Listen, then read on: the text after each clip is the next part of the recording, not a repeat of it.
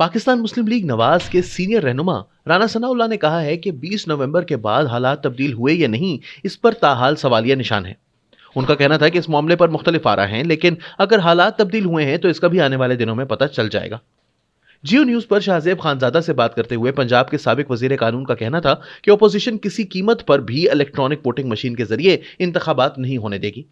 उन्होंने कहा कि हुकूमती तर्जुमान आकर कहते हैं ना कि ये हमारा दो टोक फैसला है कि इलेक्ट्रॉनिक वोटिंग मशीन के जरिए ही फैसले होंगे, तो हमारा भी ये अटल फैसला है कि हम ईवीएम के जरिए इंतखाबात नहीं होने देंगे। इस सवाल पर कि हुकूमत तो हर हाल में अपना मौकफ मनवाती चली जा रही है, पार्लियामेंट के अंदर आपने जो एहतजाज किया इसका कोई फायदा नहीं हुआ, तादाद भी हुकूमत के पास ज्यादा है और वो हर बार अपनी मनपसंद कानून साजी में कामयाब हो जाती है। अब भी ईवीएम के मामले पर आपके एहतजाज से कोई असर ना हुआ और हुकूमत ने कानून साजी कर ली, अपोजिशन कुछ भी ना कर पाई। राना सनाउल्लाह का कहना था कि कानून साजी का मतलब ये नहीं कि ये काम हो भी गया है। अगर हुकूमत ने जोर जबरदस्ती से ये कानून साजी कर ली है, इसका यह मतलब हरगिज नहीं कि हुकूमत इस पर अमल दरामद भी करवा लेगी और अपोजिशन कुछ नहीं कर पाएगी। हमें नजर आ गया है कि यह हुकूमत सुनने के लिए तैयार नहीं, और अगर हमें तहरीके लब्बैक पाकिस्तान की तरह के एहतजाज पर मजबूर किया गया, जो कि लगता है कि वो वाहिद जबान है जिसमें की गई बात यह हुकूमत समझती है, तो हम वो भी करने के लिए तैयार हैं। शाहजेब खानजादा ने कहा कि यह तरीकाकार किसी भी तरह मुनासिब नहीं है, इससे ना तो मुल्क का फायदा होता है और ना ही सियासत और जमहूरियत किसी बेहतर सिमत में जाती है। राना सनाउल्लाह का जवाब था कि हमें इस बात का बखूबी इल्म है और यही वजह है कि हम अब तक कोशिश करते हैं और ख्वाहिश रखते हैं कि यह हुकूमत तरीके से बात सुन ले, लेकिन अगर ऐसा नहीं होता तो हमारे पास कोई और चारा नहीं बच जाएगा कि लातों के भूतों से बातें करना बंद कर दें और इनसे उसी जबान में बात करें जो वो समझते हैं।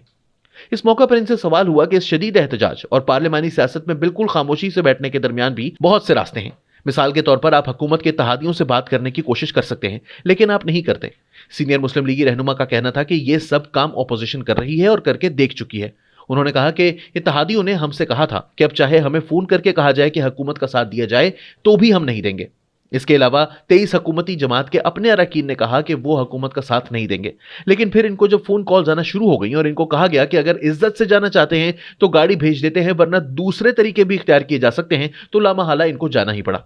शाहजेब खानजादा ने कहा कि आप सेनेट में तहरीके अदम एतमाद ला सकते थे, लेकिन आप वो भी नहीं लाए।